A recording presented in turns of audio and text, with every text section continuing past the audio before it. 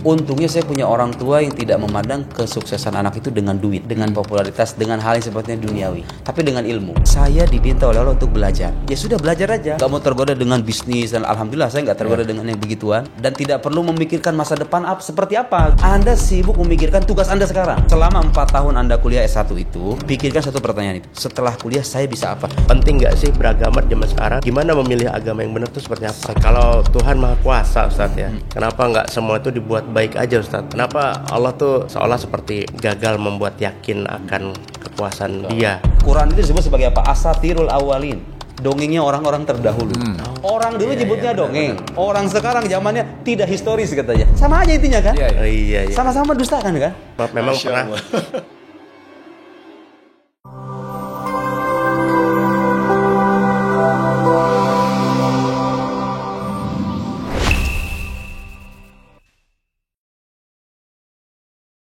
Assalamualaikum warahmatullahi wabarakatuh. Kembali lagi di The Sungkars and Friends.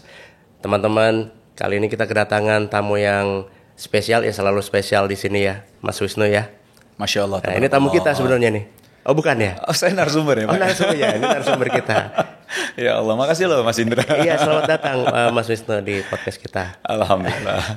Jadi tamu kita hari ini ada Ustadz Nuruddin. Assalamualaikum Ustadz. Waalaikumsalam warahmatullahi Terima kasih sudah berkenan hadir. Terima kasih sudah diundang. Alhamdulillah. Walaupun lama Ustadz ya mendapatkan jadwalnya nih.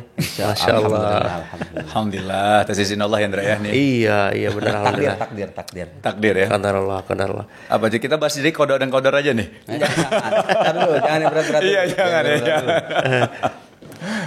Nih Ustadz Nuruddin ini sebagai intro nih teman-teman, Ustadz Nuruddin ini kemarin sempat rame ya di media sosial, yaitu Ustadz Nuruddin debat dengan Guru Gembul, yaitu tentang bicara bisakah kesahihan akidah Islam dibuktikan secara ilmiah. Berat ya? Berat nggak? Berat ya? Udah langsung berasa? Oh enggak ya? Belum. Nah, Ustadz Nuruddin ini menyelesaikan pendidikannya di Universitas Al-Azhar dengan spesialisasinya itu di akidah dan filsafat. Kemudian beliau juga sudah menulis berbagai buku seputar filsafat Islam, logika, ilmu debat, dan banyak hal lainnya yang bagi kita berat ya, No ya. Masya Allahnya buku beliau udah berapa ya Ustaz? Ada 13 alhamdulillah. Iya 13 ya. Baru Ustaz, antum kelahiran tahun berapa sih Ustaz? 94. Tuh 94 tapi buku 13. Karena hobi aja. Masya Allah, Jadi Masya Allah. istri Ana aja 92. 92 ya. Istri Ana 92. Beliau 94. Iya. Indra paling tua Ustaz di sini. Paling tua pengalaman aja sih sebenarnya. Ya setiap manusia ada ininya lah, ada kecenderungannya, ada hobinya masing-masing ya. Iya. Saya memang hobi menulis. Oh, Jadi itu dari dulu Ustaz ya? Dari dulu, dari sejak saya nyantri emang saya suka baca buku. Ya, oke. Emang dunia saya begitu. Artinya kalau orang sudah mencintai sesuatu kan biasanya dia ingin mencoba untuk menghasilkan sesuatu. Karya. Iya, terkait apa yang dia cintai. Kalau orang suka moto-moto, jadi fotografer, Oke, ya kan? iya. Orang suka banyak ngomong, jadi katakan penceramah, jadi orator gitu ya.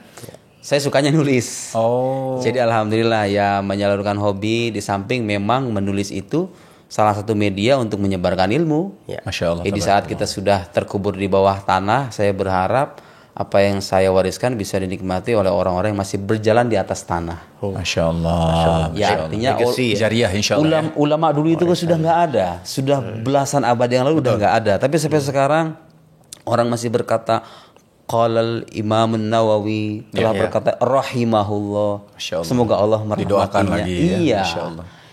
Itu salah satu hal yang bisa jadi motivasi sebenarnya. Ya. Masya Allah. Kalau kita ngajar kan, ya tentu kalau kita punya murid yang punya kompetensi keilmuan, dia bisa meneruskan keilmuan kita, ya. Tapi dengan tertuliskannya apa yang kita ajarkan, kan itu bisa dua tanda petik ya, memperkekal usia kita gitu. Iya, betul. Ya kan? Ya. Artinya itu menjadi legacy yang mudah-mudahan bisa bermanfaat kemudian hari. Jadi outputnya membaca itu selalu menulis. Iya, mau nggak mau orang kalau misalnya pengen jadi penulis harus rajin membaca. Saya sering bilang kalau orang berharap jadi penulis tanpa suka membaca itu ibarat Nggak orang mungkin, ya? pengen jadi sarjana tapi nggak mau kuliah. Oh. Ya bisa sih ngejoki. Ya tapi kan kalau sarjana yang normal ya, Iya. orang kalau pengen jadi Normatifnya sarjana gitu ya. ya harus kuliah dong, ya kan, mau Ustadz, nggak mau.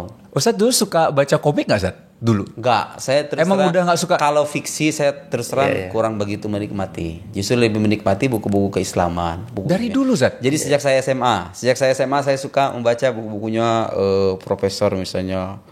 Ya itulah Profesor Quraisy Shihab misalnya. SMA Ustaz. Waktu SMA, kelas 2 SMA. Tapi kalau kecilnya? Buku-buku yang tebal-tebal itu yang 600 halaman tuh kadang saya hatamin. Enggak, masa kecilnya Masa Ustaz, kecil? SMP, SD, Masa kecil enggak sih, Nggak suka baca? belum terlihat. Enggak. Saya terdorong itu sejak masa SMA persisnya. Kemudian pergi ke Mesir. Nah, yang menarik itu gini Mas, di Mesir itu saya dulu membayangkan orang seperti Profesor Quraisy Shihab, profesor banyak kan di Indonesia orang-orang alim ya. Oh, ini orang-orang hebat. Setelah pergi ke Mesir ternyata yang lebih hebat tuh lebih banyak lagi. Masya Allah. Jadi di sana tuh dosen tuh kalau kita kan pandang orang hafal Quran tuh luar biasa kan. Iya. Di sana tuh semua dosen harus hafal Al-Quran. Semua dosen harus hafal. Harus hafal Al-Quran di Al-Azhar itu ya. Kemudian saya lihat itu ulama-ulama ngarang kitab itu bukan 1-2 jilid lagi. Ada Gerinzi Al-Azhar yang sebelum ini tuh saya Muhammad Said Tantowi mengarang kitab tafsir 15 jilid.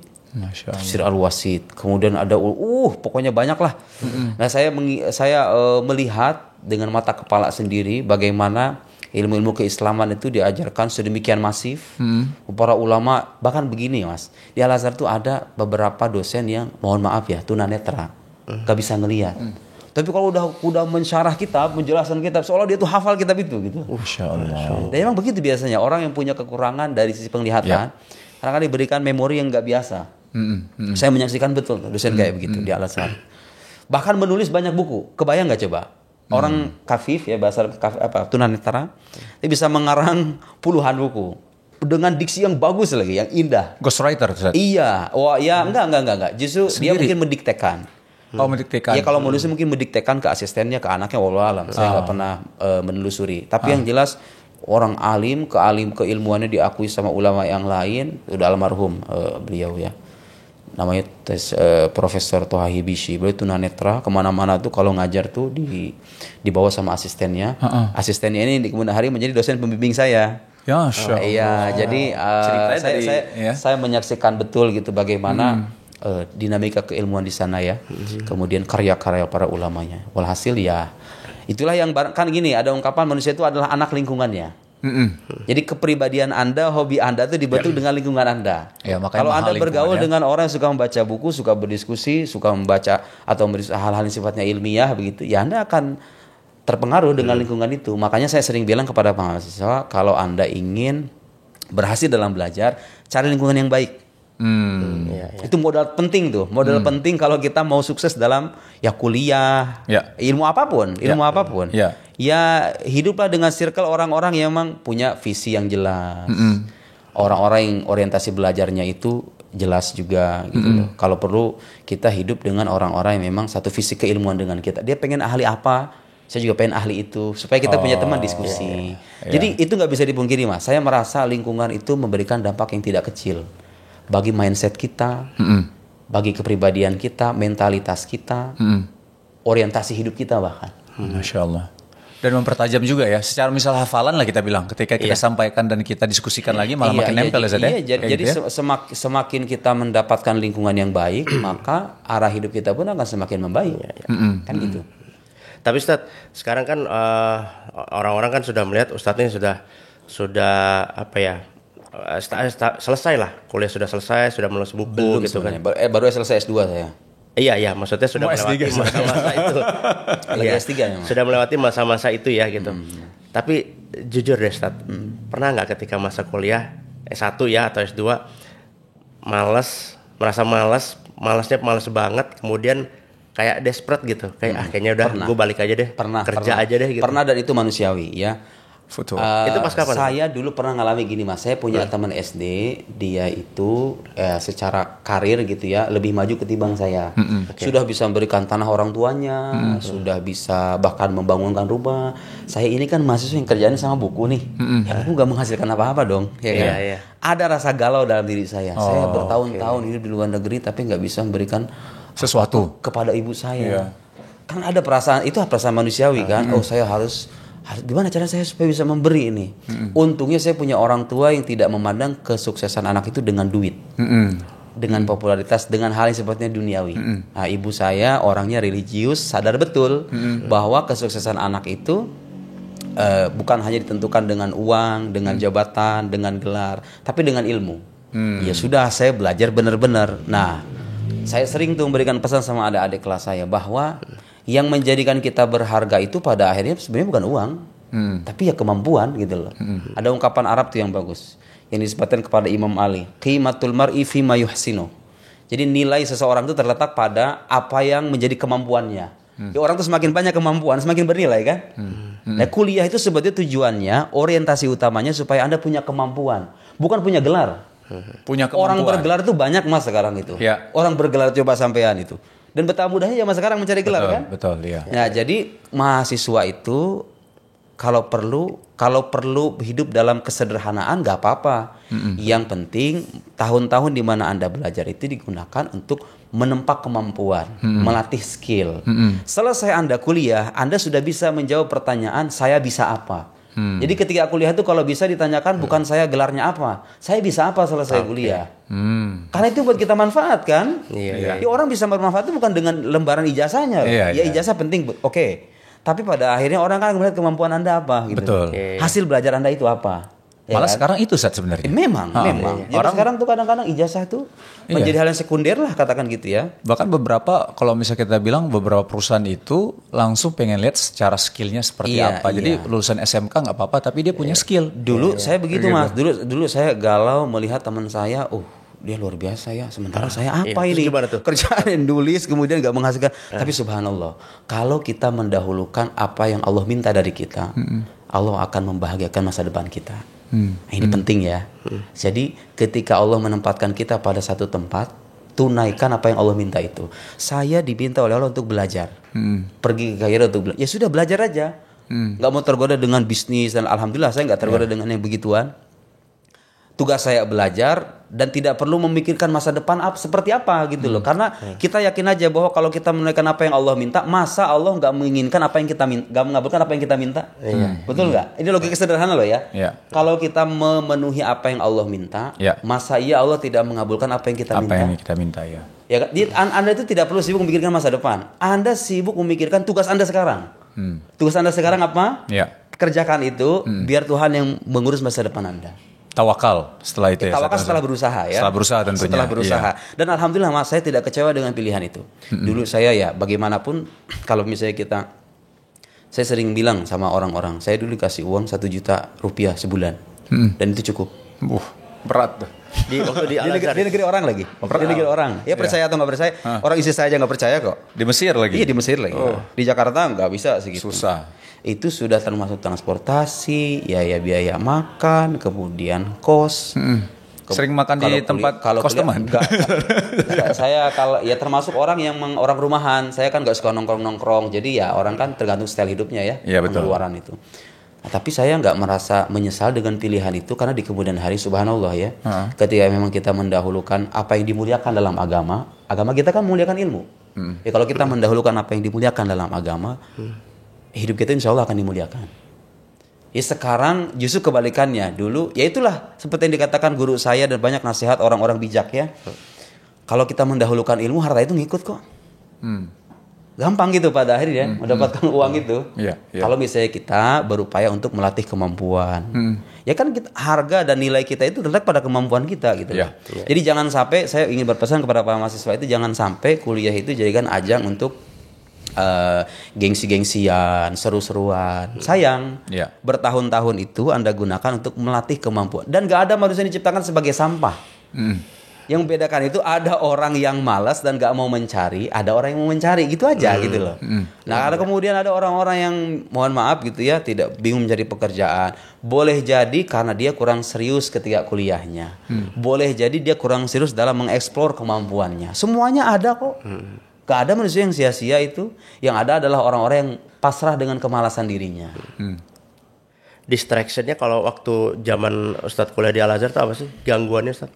Apakah dana, kemudian jadi harus cari kerja, pastinya uang, terus kemudian terlupakan cari ilmu jadi karena fokus kerja. Salah satunya mungkin uang ya, mungkin uang dan ya emang resiko kalau kita mau hidup sederhana, kalau kita mau serius mencari ilmu, hidup mau harus sederhana. Iya sih. Nah ini pilihan ya setiap orang. Tapi pada akhirnya saya ingin meyakinkan mahasiswa-mahasiswa yang betul-betul punya tekad yang kuat ingin menuntut ilmu, jangan khawatir, masa depan Anda insya Allah tidak akan suram selama kita fokus menempa kemampuan. Karena pada Anda akan menjadi manusia yang bernilai. Dengan kemampuan itu Anda menjadi manusia yang bermanfaat, bernilai, bahkan dipandang mulia di sisi Allah Subhanahu wa taala. Kan dalam Al-Qur'an itu Mas, kalau misalnya kita baca Quran yang dimulia, saya tuh belum menemukan ayat yang secara jelas Allah memuliakan orang-orang yang berharta. Ya harta itu kalau digunakan untuk jalan kebaikan bagus. Tapi secara spesifik Quran itu menyebutkan mengangkat derajat orang-orang yang berilmu. Yarfa'illahu alladziina aamanu minkum walladziina utul ilma darajat. Syahidallahu annahu la ilaha illahu wal malaikatu wa ulul ilm. Coba bayangkan Allah syahidallahu annahu la ilaha illahu, Allah tuh. Wal malaikat wa ulul ilm. Dan orang-orang berilmu. Kebayang nggak? Allah malaikat disandingkan dengan orang berilmu tuh. Itu kurang mulia apa coba? Iya, Insya Allah. Itu kurang mulia apa itu? Jadi kalau kita membaca kitab suci kita, meresapi pesan-pesan agama kita, ya sesungguhnya yang dilakukan kita sebagai mahasiswa nih, menuntut ilmu itu ya pekerjaan yang mulia gitu loh. Bukan hanya mulia, tapi dia bisa memuliakan kehidupan Anda. Baik di mata manusia maupun di mata Allah Subhanahu wa taala. Dan ilmu itu memang apakah terbatas di ilmu agama saja atau enggak. Semua ilmu kan, Ustaz? Maksudnya kita maksimalin kan? Ya gini aja lah, kita bayangin aja dunia ini kalau jadi ustadz semua gimana coba kan? Iya. Gak ada jadi teknokrat, dokter, kemudian, nah ini gak bakal ada nih. Yang beginian gak bakal ada. Ya kan? Iya, kemajuan teknologi, peradaban itu kan gak hanya dibangun dengan ilmu agama. Semua ilmu itu penting kalau diletakkan pada kotaknya masing-masing. Iya. Ilmu agama penting, ilmu umum penting. Gak ada dikotomisasi lah dalam agama Islam. Ini penting banget Dra, karena ini semacam tips ya Zat ya. Kalau kita bisa bilang, kita simpelkan tuh semacam tips buat para mahasiswa yang lagi kuliah ataupun yang nanti akan kuliah. Jadi artinya atau yang lagi skripsi. Iya, poinnya sebenarnya jangan hanya tadi bukan buat gaya-gayaan, gengsi, karena ngejar gelarnya, bukan gitu. Gue udah S1 nih, atau calon mertua gue memang minta gue S1, misalnya kayak gitu. Bukan hanya sekedar itu, tapi bagaimana kita menjadi manusia bermanfaat di situ. Dengan nilainya, value kita, dengan kemampuan kita kan. Value kita tuh kemampuan kita itu San. Betul. Wah, penting nih, jadi kalau bisa ketika kuliah itu, kepada mahasiswa yang berpesan, ketika kuliah itu yang ada di kepala itu tanamkan satu pertanyaan. Setelah kuliah saya bisa apa? Langsung itu ya Ustaz ya? Iya, itu yang harus setelah dipikirkan. Kuliah saya bisa apa? Selama 4 tahun Anda kuliah S1 itu, pikirkan satu pertanyaan itu. Setelah kuliah saya bisa apa? Jangan mikirin kerja di mana. Atau mikir ijazah. Udah kerja mana, ntar nyusul. Kalau Anda punya kemampuan kan kamu jadi pengangguran kan? Iya. Pikirkan saya bisa apa, nanti itu akan kebuka jalan semuanya. Dan jangan salah, dan jangan lupakan kita sebagai orang beragama, jalankan aturan agama. Kalau jadi mahasiswa yang baik, jangan ninggalin sholat gitu ya. Jangan gara-gara belajar jadi ninggalin sholat. Itu penting ya. Ada yang jarang sih, yang ada kebalikan, sholat kagak, belajar juga kagak. Lebih parah lagi. Ada yang kepintaran jadi menyediakan Tuhan gitu. Nah, ini masuk nih kayaknya. Gimana Andra? Saya minum dulu. Silakan Ustaz. Iya Ustaz, jadi Mas Wisnu nih penasaran pengen bertanya, tapi suruh saya nanya Ustaz. Bapak dua-duanya nanya. Pertanyaannya Ustaz, kalau Tuhan Maha Kuasa Ustaz ya, kenapa nggak semua itu dibuat baik aja Ustaz? Kenapa Allah tuh seolah seperti gagal membuat yakin akan kekuasaan Dia? Bukan Allah yang gagal. Memang sejak awal Allah kan tidak menginginkan kita sama. Jadi kalau orang mengatakan Allah gagal tidak membuat semua manusia beriman, sejak awal Allah tidak ingin kita semuanya beriman kok. Walau sya'a rabbuka la amana man fil ardi kulluhum jami'a. Seandainya Tuhan itu mau, dia bisa tuh membuat semua manusia itu beriman kalau seandainya Allah mau. Tapi kan Allah nggak mau. Allah itu menciptakan kita untuk menguji kita. Dikasih kebebasan nih setiap manusia itu. Sampean punya akal, punya hati nurani, punya fisik, panca indera. Bisa Anda gunakan untuk mencari kebenaran. Allah ingin kita itu mencari kebenaran dengan kemandirian kita masing-masing. Nah, karena manusia ini makhluk yang bebas, Mas. Otomatis ketika punya kebebasan ini kan bisa milih kan? Ya. Bisa milih jalan. Itu konsekuensinya kan gitu. Coba sekarang, sampean milih mana? Milih jadi benda mati atau makhluk yang punya kemerdekaan dan kebebasan? Lebih istimewa mana gitu maksud saya? Yang kedua. Jelas dong, ya kan? Tergantung kondisi. Ustaz. Lebih bernilai makhluk yang punya kemerdekaan dan kebebasan ketimbang benda mati yang tidak punya kehendak sama sekali, ya kan? Iya. Allah menyeting kita sejak awal sebagai makhluk yang bebas. Iya. Dengan kebebasan ini, konsekuensinya ada yang mau beriman, ada yang nggak mau beriman. Oh. Dan Tuhan memberikan kebebasan. Ingat kebebasan, tapi dengan pertanggungjawaban loh ya. Man syaa falyu'min wa man syaa falyakfur. Yang mau beriman, yang mau kafir itu terserah. Ya. Yang jelas nanti kamu akan dimintai pertanggungjawaban atas dasar pilihan itu. Konsekuensinya Yang pengen masuk neraka ya udah saya masuk neraka. Gitu loh. Gak ada paksaan sono. Tapi yang jelas nanti Anda akan menerima buah dari apa yang Anda tanam selama di dunia. Ya Allah mewajibkan kita beriman. Tapi ketika Anda ngotot dengan kemauan Anda sendiri, saya tidak, ya sudah. Ya. Ya. Jadi gini yang harus kita katakan, adanya orang beriman, adanya orang kafir itu konsekuensi dari kebebasan manusia dong.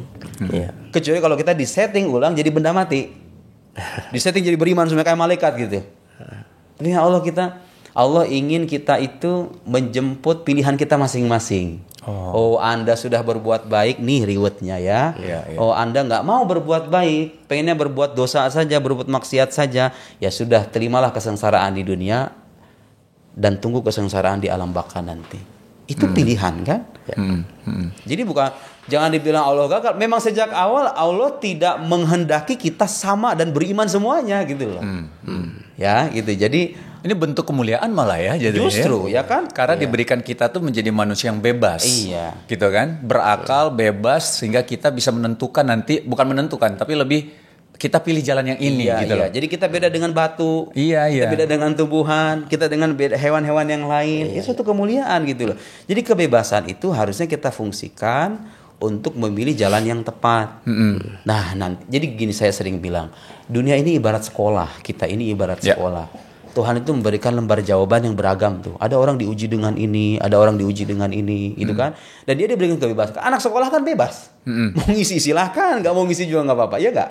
Tapi nanti kena tanggungnya ya kalau misalnya nggak ngisi, udah kamu nggak naik kelas, jelek, misalnya, ya kan? Nah kita itu sekarang sedang dalam masa-masa ujian. Nanti ketika sudah mati, kita memberikan lembar jawaban itu. Nah, diberikan pengumuman lah nanti. Ayo nih, dulu yang bersungguh-sungguh dalam beribadah, beriman kepadaku, ini balasannya. Allah menyediakan mala ainun ra'at, wala udhunun sami'at, wala khatar ala qalbi bashar. Itu gambaran surga kan? Jadi Mas kalau nanya gambaran surga kayak gimana? Gambaran surga itu dalam sebuah hadis disebutkan sesuatu yang tidak pernah terpandang oleh mata, tidak pernah terdengar oleh telinga, tidak pernah terbesit dalam hati manusia. Kebayang nggak itu? Jadi kalau Anda membayangkan surga sekarang itu nggak bisa dibayangin. Nggak bisa bayangin. Kalau mata pernah melihat itu surga lebih dari itu. Iya. Oh iya. Apapun itu, mau kecantikan, mau keindahan, mau kenikmatan semuanya. Coba kenapa kita nggak tergoda untuk menjemput hal yang istimewa itu, untuk mengarahkan diri untuk menyambut panggilan ilahi itu. Kenapa kita memilih jalan yang sebaliknya gitu loh? Itu kan kita diberikan pilihan kan, sebetulnya kan. Ya kalau Anda mau merasakan itu ya monggo. Ini jalannya gitu. Ya. Justru Allah memuliakan kita, bukan Tuhan yang gagal gitu. Iya. Kecuali gini, gagal itu kalau seandainya Allah menginginkan semua manusia beriman tapi kemudian manusia mengalahkan kehendak Tuhan, kan enggak. Sejak awal Allah mengatakan dalam Al-Qur'an, Allah kan enggak menghendaki semua manusia itu sama. Wala yazaluna mukhtalifin, kata Quran. Mereka itu beda kok manusia itu, pada akhirnya selalu beda. Jangankan sesama orang yang beda agama, Mas. Kita sama muslim nih, pasti ada perbedaan kan antara saya dengan Mas Wisnu, Mas Wisnu dengan Mas Indra ini pasti ada kan. Ini sunnah kehidupan gitu. Manusia diberikan kebebasan, dari kebebasan lahir perbedaan pilihan. Nah itulah. Itu bukan bentuk kegagalan Tuhan. Itu bentuk kemuliaan yang Tuhan berikan kepada kita supaya kita beda dari makhluk-makhluk yang lainnya.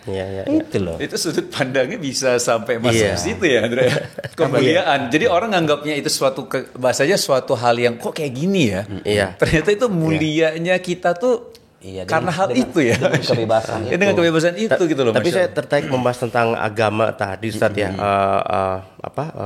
Di zaman sekarang ini bagi sebagian orang tuh bertanya gitu Ustaz, masih penting nggak sih Bagus, mempunyai agama itu, beragama itu? Karena sekarang tuh kan makin banyak ya Ustaz ya agama nih. Jadi kalau yang diterima di Indonesia aja baru 6, tapi kan di seluruh dunia katanya ada ribuan sekte-sektenya, apa agama dengan sekte-sektenya. Kemudian lagi saya ingat dulu ada seorang orientalis namanya Fridtjof Swan. Dia pernah menulis buku Transcendent Unity of Religion.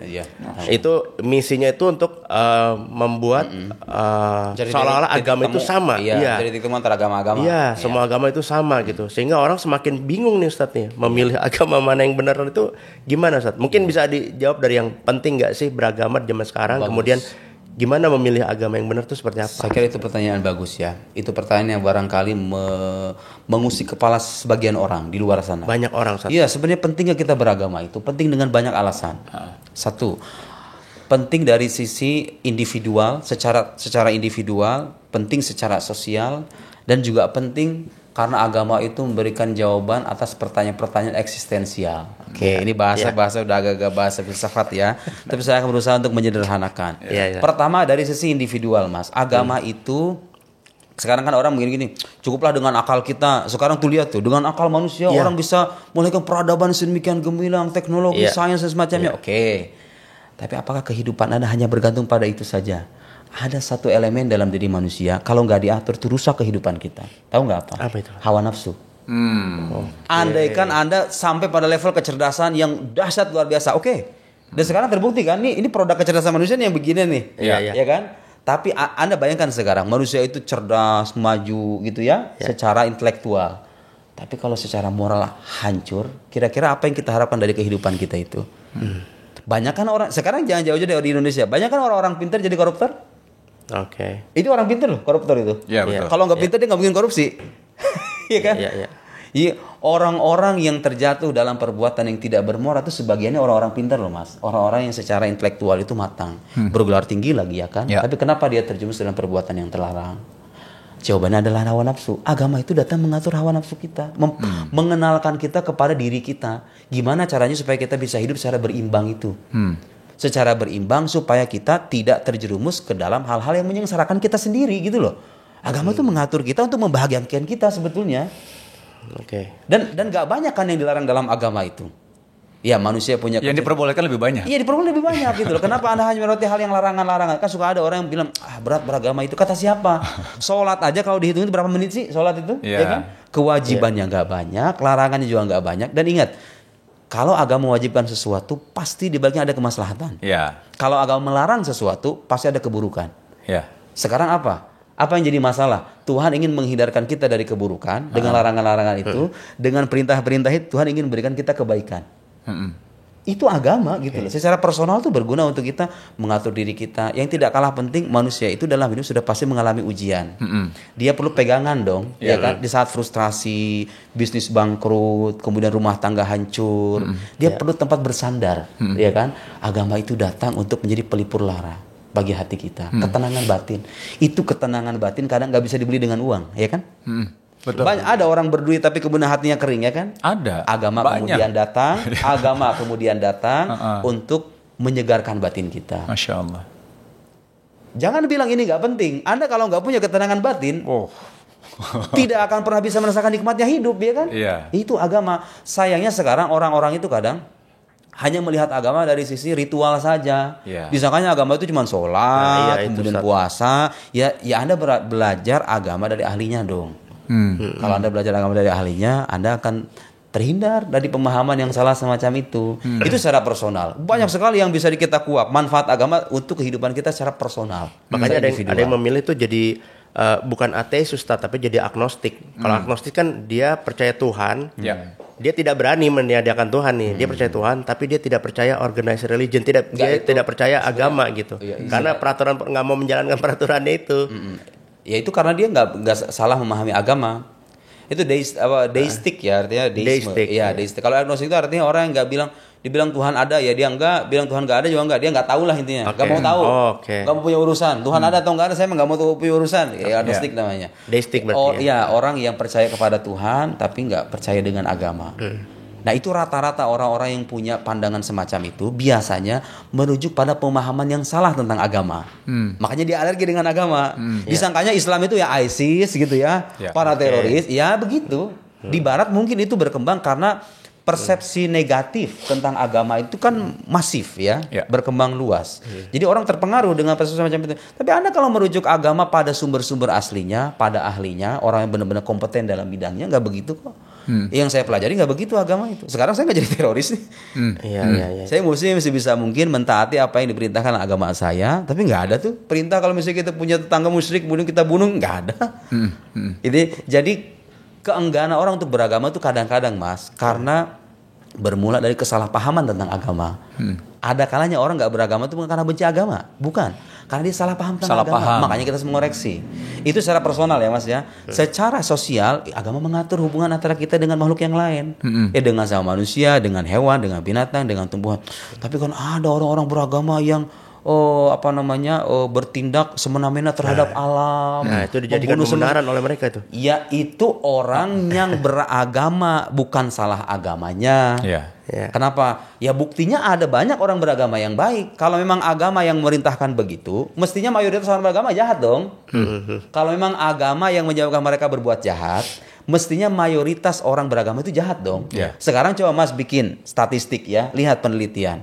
Berapa persen sih jumlah teroris itu?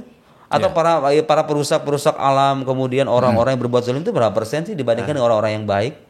Cuma sekarang ini karena permainan media ya, orang-orang semacam itu yang tampil, muncullah persepsi di mata publik, inilah orang beragama, bikin kacau. Ya, orang gak beragama juga banyak yang bikin kacauan gitu kan? Cuma nggak ketahuan. Iya, cuma nggak ketahuan, nggak terpublish, Jadi saya kira itu. Terus sekarang bikin ada logika semacam ini Mas. Itu katanya koruptor juga rata-rata Muslim loh. Beragama itu kan? Apa gunanya agama kalau begitu? Logikanya harusnya dibalik begini. Dengan adanya agama aja orang masih bisa korupsi. Apalagi kalau agama nggak ada. Paham nggak maksud saya? Paham. Jadi Anda jangan mengatakan apa gunanya agama kalau masih ada orang-orang Muslim yang koruptor, yang berbuat zolim. Paling kasus kemarin itu saat yang pengasuh panti yatim. Iya.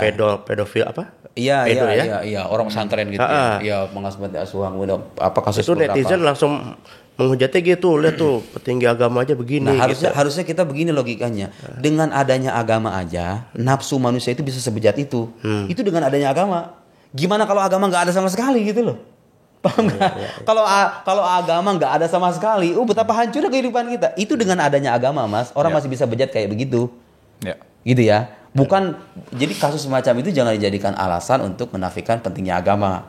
Karena bagaimanapun ada banyak sisi positif dari agama yang harus secara jujur kita ungkap gitu loh. Agama mengatur kehidupan kita, mengatur relasi kita dengan manusia yang lain. Kalau misalnya kita jual beli, hutang piutang, kalau misalnya kita tidak sengaja misalnya menabrak orang, bagaimana aturannya, dendanya, itu kan diatur dalam agama, dalam syariat gitu ya. Kalau misalnya kita menggadai, hukum mengkredit, kayak gitu itu kan praktek kehidupan nyata sehari-hari nih. Kalau misalnya nggak diatur, Mas, orang kan akan berbuat semena-mena. Nah sekarang Anda bisa membayangkan nggak kehidupan yang teratur kalau seandainya segala urusan itu diserahkan kepada nafsu manusia? Yang kadang punya kepentingan beda-beda itu, kan? Anda akan zalimi dengan atasan, chaos. Iya kan? Jadi agama itu datang untuk mengatur. Nah, masalahnya itu tadi, Mas. Manusia ini adalah makhluk yang bebas gitu loh. Ketika agama memberikan aturan, manusia itu bisa pilih untuk melaksanakan untuk enggak. Disampaikan sekarang orang Muslim nih ya. Tuhan wajibkan Anda sholat, tapi kan Anda makhluk bebas. Bisa sholat, bisa enggak, ya kan? Yang jelas nanti Anda akan menerima balasannya. Konsekuensinya ada. Jadi saya ingin mengatakan bahwa hal-hal yang negatif yang ditunjukkan oleh sebagian umat beragama itu adalah konsekuensi dari status kita sebagai makhluk yang bebas gitu loh. Ya iya kan? Iya. Itu konsekuensi mau gak mau. Kecuali kalau Anda berharap jadi benda mati gitu loh. Tuhan menyeting Anda menjadi orang taat semuanya kan bisa saja. Tapi kalau misal pertanyaannya kayak gini, misalnya ini orang yang beragama aja bisa kayak gini, apalagi yang tidak beragama. Cuman kalau pertanyaannya juga ada seperti ini. Ada kok orang yang tidak beragama tapi dia berbuat baik kok. Contohnya misalnya dulu Abu Bakar sebelum dia masuk Islam dia orang baik juga. Itu gimana? Misalkan ada yang pertanyaan itu gimana tuh, Sat?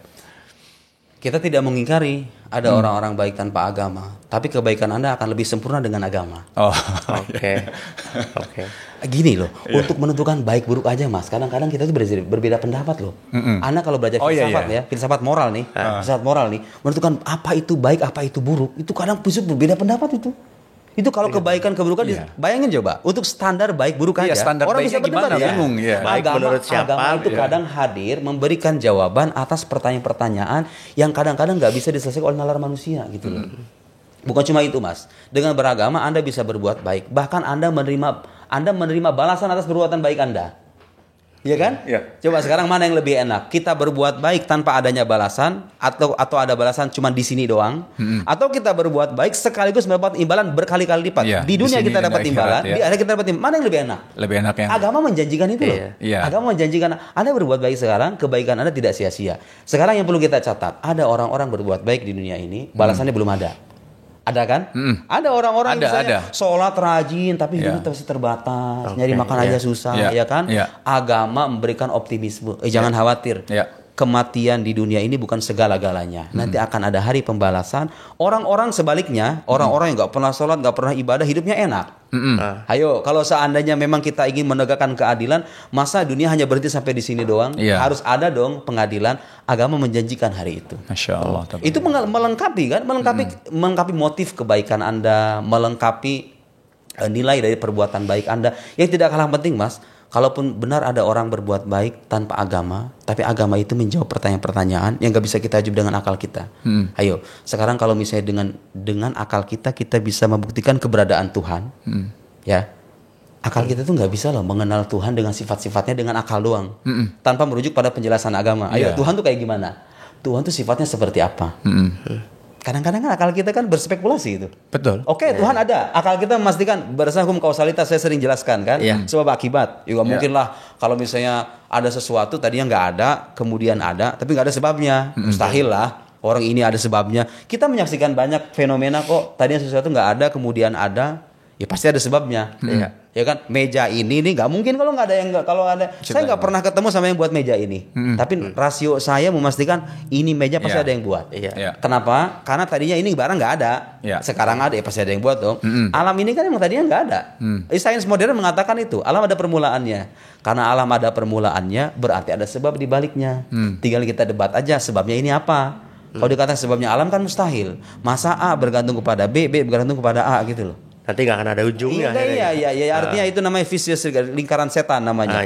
A bergantung kepada B, B bergantung kepada A. Mustahil lah. Masuk akal lah. Ya pasti sebab di balik keberadaan alam itu adalah sesuatu yang berbeda dengan alam. Itulah yang kita sebut sebagai Tuhan. Tuhan tuh nggak bisa dilihat, tapi dipastikan ada berdasarkan akal sehat kita. Ya. Nah, setelah kita katakan Tuhan ada, nah kemudian pertanyaan selanjutnya apa tadi? Menentukan agama yang benar, Ustaz. Karena enggak, tadi pertanyaan Mas Wisnu tadi. Pertanyaannya tadi enggak, orang baik kalau misalnya nggak beragama kan juga ada. Oke. Gitu. Setelah akal kita mengatakan bahwa Tuhan itu ada, akal kita kadang nggak bisa menjelaskan Tuhan itu seperti apa gitu loh. Nah, agama datang menjelaskan itu, Mas. Agama datang menjelaskan ini Tuhan itu seperti ini loh. Bagaimana caranya supaya kita mendekatkan diri kepada Tuhan? Akal kita nggak bisa menjawab itu loh. Harus merujuk pada penjelasan wahyu. Itu yang dikatakan oleh agama. Nanti setelah kita hidup, kita kemana nih? Akal kita bisa berspekulasi macam-macam loh. Betul. Ya kan? Agama memberikan kepastian. Setelah hidup nanti akan ada hari pembalasan. Manusia akan dibalas dengan amalannya masing-masing. Setelah dihisab kemudian mereka akan menyeberangi sirat. Setelah kemudian terbukalah pintu surga. Yang selamat ya selamat ke surga. Yang celaka tercebur ke dalam neraka. Agama memberikan penjelasan itu. Jadi bukan hanya menuntun Anda berbuat baik, tapi melengkapi kebaikan hidup Anda gitu loh. Ini sebenarnya dan memberikan optimisme. Betul. Salah satu kan tugasnya, ya kita bilang setan itu kan menghilangkan harapan ya Ustaz ya. Dan ini yang membuat orang bahasanya tuh jadi udahlah putus asa, ada yang bunuh diri langsung juga tuh ada lah ya kasus-kasus seperti itu. Dan ini jazakallahu khair Ustaz ya. Ini jadi enak nih kita menjelaskan pada orang yang berbuat baik tapi dia bahasanya udahlah gue nggak perlu sholat. Gue cukup berbuat baik, gue berbuat baik dan timpalannya ke gue juga kok. Sebab akibat gitu kan. Orang baik sama gue. Cuman tadi bagus tuh, Masya Allah tuh. Bagaimana ketika lo berbuat baik tapi lu dapat berkali-kali lipat nanti balasannya. Bukan hanya di dunia tapi di akhirat juga. Wah, asik sih. Maksudnya nanggung lo buat Iya, iya. nanggung banget udah lo ini tinggal sholat aja yang wajib aja deh. Tuhan sudah menjadikan, Tuhan Sudah menghindari dari menjadikan. dosa, menghindari zina, menghindari ini, tapi tidak percaya sayang agama aja tuh gitu. sayang gitu. Cuma ada pertanyaan gini ntar tuh. Ada pertanyaan kayak gini. Nah. Oke, tapi gue nggak pernah lihat surga neraka. Gue kan nggak pernah lihat surga neraka. Dari mana lu bisa meyakinkan gue kalau surga itu beneran ada? Gimana tuh Seth? Ah itu kan pertanyaannya kan. Iya. Kan kita katakan Anda berbuat baik, ntar kebaikan Anda akan mendapatkan imbalan Iya. di surga. Surga mana buktinya? Nah begini caranya. Surga, neraka, hisab itu termasuk hal gaib. Iya. Kita sepakat itu. Iya. Nggak kelihatan nih. Kalau menyangkut hal gaib mas, cara membuktikannya itu adalah menguji keterpercayaan sumbernya. Ini yang bilang ada surga neraka ini siapa? Andaikan yang bilang ada surga neraka ini seorang Tengku Wisnu, saya bisa ragu. Saya bisa ragu kan? Ini manusia biasa. Kabur. Iya kan beliau manusia biasa yang kalau misalnya mengabarkan informasi bisa jadi benar bisa jadi salah, betul nggak? Betul. Iya. Jadi kita berhak untuk ragu. Iya. Masalahnya mas, yang mengabarkan ada surga neraka ini adalah manusia agung yang dalam sejarah hidupnya nggak pernah bohong. Nabi Muhammad Sallallahu Alaihi Wasallam. Bukan cuma nggak pernah bohong, beliau itu datang dengan klaim aku adalah utusan Allah dan datang dengan bukti atas kerasulannya. Iya.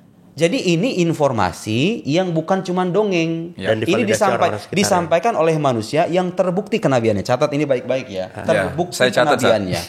Bukan hanya diklaim sebagai nabi, tapi terbukti kenabiannya. Nah, disinilah gunanya kita belajar ilmu akidah. Ayo, apa buktinya kalau Muhammad itu nabi? Terus kamu bilang yang memberikan imbalan itu Tuhan. Tuhannya ada apa enggak? Ayo kita debat dulu Tuhan ada apa enggak. Ya kan? Kalau kita katakan nanti ada imbalan dari Tuhan di sorga, Tuhan emang ada? Ayo kita debat dulu. Tuhannya ada apa enggak? Ya. Ada mengatakan ada surga neraka. Kemudian kenapa dikatakan ada? Ya karena diinformasikan oleh Nabi. Ya ini benar Nabi apa enggak? Itulah gunanya belajar ilmu akidah. Ya. Membuktikan kepada orang luas bahwa apa yang kita yakini itu bersandar pada bukti, bersandar pada argumentasi, bukan hanya sebatas dongeng, bukan khurafat gitu loh. Ya. Beda mas gini, saya ingin mengatakan begini, kepercayaan orang terhadap surga neraka itu beda dengan kepercayaan terhadap tuyul, susur ngesot, sudar bolong itu beda. Dari mana sampai tahu ada namanya susur ngesot, tuyul, sudar kuyang dan semacamnya? Dari mana itu? Orang Indonesia kan?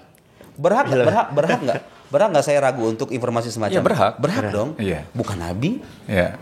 Jadi Anda jangan samakan klaim keagamaan berkaitan dengan hal-hal gaib dengan dongeng-dongeng khas orang Indonesia, gitu ya. Jadi yang dikatakan Nabi Muhammad apa coba? Sekarang kalau Anda ingin mengatakan mendustakan beliau apa alasannya? Saya pengen tahu.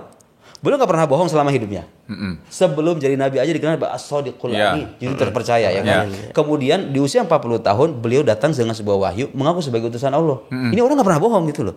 Bohong sesama manusia aja nggak pernah. Masa bohong atas nama Tuhan? Iya. Kan gitu logikanya. Sesama manusia aja nggak pernah bohong mas. Masa berbohong atas nama pencipta alam semesta itu kan nggak mungkin gitu loh. Kemudian datang dengan bukti yang tidak tertandingi. Buktinya banyak gitu loh. Saya sering menjelaskan ini ya dalam banyak forum. Nggak tahu harus jelasin apa enggak. Kayaknya nggak perlu kan? Satu poin aja. Oke. Nabi Muhammad itu dalam sejarahnya terbukti tidak membaca dan menulis. Ya. Oke. Sekarang pertanyaan saya sederhana saja. Itu Quran kalau Anda baca dari awal sampai akhir, isinya itu macam-macam kan? Betul. Dari mana itu beliau itu? Ya. Dari mana itu? Ya. Kapan itu ngarangnya kalau itu karangan beliau, ya kan? Kemudian nggak kalah penting mas, Quran itu satu-satunya kitab suci. Boleh dicek. Kalau nggak percaya, cari kitab suci yang lain. Ada nggak di dalamnya itu berisikan tantangan kepada semua makhluk? Ayo kalian kalau ragu, bikin aja yang semisal dengan Quran. Tapi sampai sekarang nggak ada yang bisa loh. Tanya aja pakar bahasa Arab di mana-mana. Kalau seandainya ada orang yang bisa menandingi Quran ini saya orang-orang Arab yang terdepan itu. Karena mereka ahli bahasa kan. Sampai sekarang nggak ada. Betul. Jadi keumian Nabi, keumian itu artinya Nabi Muhammad tidak membaca dan menulis ya. Kemudian fakta bahwa Quran menyampaikan banyak informasi, bahkan mengoreksi keyakinan umat agama lain, ya kan? Mengoreksi keyakinan umat agama lain. Datang dengan sesuatu yang tidak tertandingi oleh makhluk. Ya kalau makhluk udah nggak ada yang bisa, terus dari mana kalau bukan dari pencipta alam semesta gitu loh, ya kan? Ini maksud saya itu contoh reasoning yang logik gitu loh. Ya. Itu contoh penalaran yang sangat masuk akal karena kita nggak punya alasan yang lebih masuk akal. Ketika mengatakan oh ini adalah wahyu dari Tuhan. Dan tadi nyambung pertanyaan Mas, gimana caranya menentukan agama yang benar dengan yang salah? Ya. Caranya dua. Kalau Anda ingin tahu agama itu benar atau salah, pertama agama itu biasanya berisikan ajaran yang diklaim dari Tuhan, yaitu wahyu, ya kan? Ini dari Tuhan nih. Nah, agama yang benar itu harus punya pembuktian yang sahih bahwa apa yang diklaim dari Tuhan itu beneran dari Tuhan. Dan Islam punya. Ya. Dan Islam punya itu. Dalam Islam itu kalau Anda mengkaji Quran, saya bahkan bikin buku khusus tuh. Jadi membuktikan Al-Quran sebagai kalam ilahi. Kalau ada orang ragu Quran itu kalam ilahi atau bukan, saya udah bikin buku khusus, silahkan aja baca. Iya. Ya kan? Bisa divalidasi gitu loh. Keilahian ini bisa divalidasi, ya kan? Kemudian ketika agama itu berisikan klaim Tuhan ada, Nabi Muhammad adalah nabi, klaim itu harus bisa diuji secara rasional. Jadi agama yang benar itu Mas gak mungkin bertentangan dengan hukum akal. Agama yang benar itu kewahyuannya bisa dibuktikan. Klaim-klaim keagamaan juga harus bisa didukung oleh argumen rasional. Kenapa? Kenapa harus rasional? Ya karena rasio ini adalah alat penting bagi kita untuk mencerna kebenaran itu sendiri kan. Anda pengen tahu benar atau salah itu dengan apa? Dengan akal kan? Berarti agama yang benar gak mungkin bertentangan dengan hukum akal. Iya dong. Nah, yang menariknya kalau kita membaca Hazanah Keislaman itu semuanya buktinya ada, Mas. Ya Anda kalau nanya sama saya apa buktinya Quran adalah kalam ilahi, bisa jadi majelis tersendiri. Iya, betul. Iya. Yang gak kalah menarik apa? Kita sekarang nih hidup sebagai muslim mengikuti Nabi Muhammad kan. Nah, Nabi Muhammad itu kan menyampaikan sabda-sabdanya. Kan beliau kan yang bawa agama Islam. Sampai kepada kita sabda-sabda beliau itu setelah diteliti loh, Mas. Saya nggak menemukan ada tokoh agama yang sabda-sabdanya itu sedemikian masif. Sekarang kalau kita lihat kitab hadis itu berjilid-jilid. Itu sabda-sabda yang dinisbatkan ke Nabi itu bisa diteliti. Ini yang sahih, ini yang dhaif, ini yang lemah, ini yang hasan, ini yang mutawatir, ini ahad. Dibikin penelitian khusus. Memastikan ini dari Nabi beneran apa enggak gitu loh. Ada ilmunya. Ada ilmunya. Coba sekarang Mas cek tokoh agama apa saja. Ada sabda atau perkataan dinisbatkan kepada tokoh agama ini. Pertanyaan saya, ada nggak ilmu yang menguji kesahihan itu ada nggak? Nggak ada tuh dalam agama lain. Setahu saya nggak ada. Hanya dalam Islam aja. Iya. Benar itu diakui sama sarjana, sama orientasi diakui. Iya, ada namanya ilmu mustalahul hadis dalam Islam itu. Jadi Qurannya pun bisa kita buktikan keotentikannya itu. Quran itu versi asli Mas yang kita baca sekarang itu, bukan terjemahan. Terjemahannya ada. Tapi yang kita baca itu versi asli masih ada.